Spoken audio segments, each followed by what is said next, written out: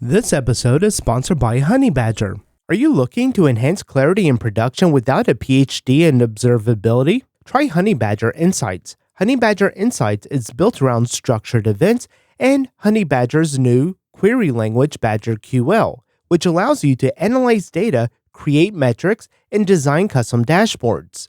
All of this is available for free with Honeybadger's monitoring suite, which includes error tracking, uptime monitoring, and more. Explore your data in new ways with BadgerQL. It's pretty cool and simple. So give it a try today at honeybadger.io. That's honeybadger.io.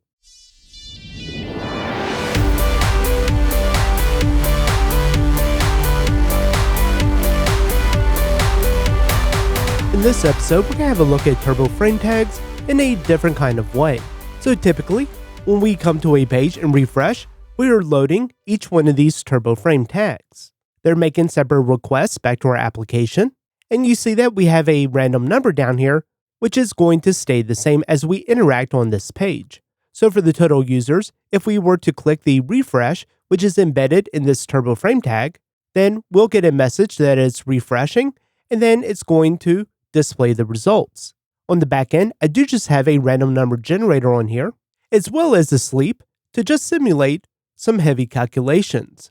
And so we can do this on each one of these, and each time it's just going to refresh that turbo frame tag. But sometimes we want to refresh all of them without leaving the page, either because we're working on something elsewhere on the page, or maybe you have a very heavy menu structure that's also doing a lot of heavy calculations, and you don't want to have to reload all of that information. So instead, I'm going to click the refresh all, and it's going to target specifically the 3 turbo frame tags at the top. So when we do this, we get the refreshing, and then it reloads, all without refreshing the entire page. So again, we'll see it refreshing, and then we get the updated values.